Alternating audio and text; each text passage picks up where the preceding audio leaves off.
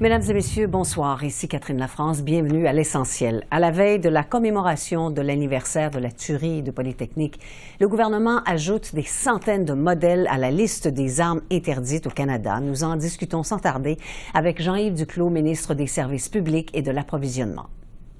Alors, bonsoir, Monsieur Duclos. Bonsoir Catherine et bonsoir à tous ceux qui nous écoutent. Alors dites-moi, qu'est-ce qui est distinctif dans ces modèles, ces quelques 300, un peu plus, là, modèles que vous bannissez aujourd'hui?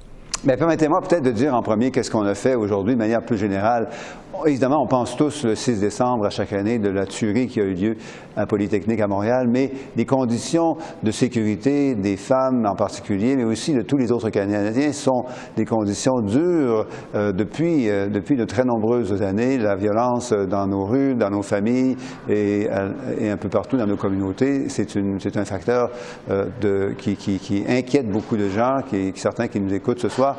Il y a plusieurs dizaines de femmes qui subissent la violence armée à tous les mois au Canada et les circonstances de trouver une arme à feu et une arme d'assaut certainement dans les foyers, c'est une circonstance aggravante. Ce qu'on a fait aujourd'hui, c'est qu'on a annoncé une mise à jour de la liste des armes d'assaut qui sont interdites en principe depuis 2020. On a mis en place en 2020 un décret qui interdisait la vente, l'achat de plusieurs centaines, en fait de 1500 modèles d'armes à feu. Aujourd'hui, en fonction des travaux qui ont été faits par la GRC depuis 2020, on met à jour cette liste. On annonce aussi un système de classification automatique de tous les nouveaux modèles d'armes à feu qui apparaissent sur le marché des armes à feu au Canada, que ce soit des modèles importés ou des modèles produits au pays. Donc cette liste est une liste qui va maintenant être automatiquement mise à jour. Et en plus, on a annoncé qu'en janvier, il va y avoir des règlements pour protéger les femmes et les autres qui sont à risque de violence armée dans une famille, les protéger contre des risques que ces armes à feu soient utilisées contre elles et contre eux.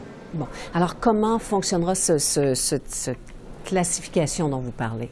C'est une classification qui va être mise à jour par la GRC. Tout ce qu'on a annoncé aujourd'hui, c'est la GRC qui l'a décidé. Ce ne sont pas des politiciens qui décident quelles armes sont des armes d'assaut. C'est un travail indépendant de la GRC et c'est un travail indépendant qui va se poursuivre à nouveau avec le mécanisme de classification automatique qu'on va mettre à jour, qu'on va mettre en place la semaine prochaine. C'est la GRC qui va, avec les informations que les vendeurs d'armes vont obligatoirement transmettre à la GRC, les vendeurs d'armes produites au Canada ou d'armes importées au Canada. C'est la GRC qui va recevoir ces informations et en temps presque réel mettre à jour la liste des armes d'assaut prohibées. Bon, vous parliez de la violence faite aux femmes, M. Duclos. Vous le savez, évidemment, les féminicides sont en augmentation au pays.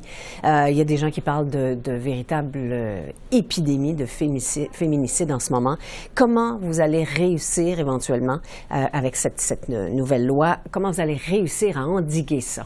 Il y a plusieurs actions qu'on doit faire. Aujourd'hui, on a annoncé une série d'actions importantes que beaucoup de groupes de femmes nous ont encouragé à mettre de l'avant, puis nous ont appuyé, évidemment, aujourd'hui, vous l'avez vu lors de la conférence de presse, là, ont appuyé le gouvernement canadien dans la mise en place de ces nouvelles mesures, mais il y a beaucoup, beaucoup plus à faire pour protéger les femmes et les autres de la violence armée, y compris lutter contre la circulation d'armes à feu à travers les frontières, donc sécuriser encore davantage nos frontières. On a investi beaucoup avec l'Agence de la sécurité frontalière au cours des dernières années. On va investir encore davantage pour interdire, du moins pour mieux réguler le passage de ces armes à la frontière. Investir aussi dans les communautés, à la fois dans la prévention et dans les actions contre la violence avec armes à feu dans les villes et les municipalités de notre pays. Alors, il faut investir combien, M. Duclos, pour arriver à lutter adéquatement contre ces problèmes? Il faut investir de manière continue et il faut investir aussi en partenariat avec évidemment les provinces et les territoires et les villes qui ont très souvent davantage de juridiction et de capacité pour faire une différence dans nos communautés. Ce sont souvent les polices, les services policiers des villes et des municipalités qui sont là plutôt que la GRC fédérale. Ce sont les provinces et les territoires qui disposent d'outils pour intervenir. Nous sommes là pour les aider et une façon de les aider, c'est non seulement d'augmenter les budgets qu'on leur transfère, mais c'est aussi de mettre en place des mesures comme celles qu'on a annoncées aujourd'hui. Bon, alors comment vous assurer de faire, je dirais, survivre ces lois, de faire survivre cette liste des armes bannies, alors que vous savez très bien que le chef conservateur, M. Poilievre, a dit au printemps, il y a quelques mois, que s'il pouvait, il mettrait la hache dans ces lois-là. Comment vous allez vous assurer de l'avenir de ces lois? Le mot-clé, c'est responsabilité. On a vu ce qu'on a fait aujourd'hui, c'est la chose responsable à faire pour protéger les familles et les communautés de la violence armée. Maintenant, on sait que dans quelques mois, certainement dans quelques années, il y aura un nouveau gouvernement.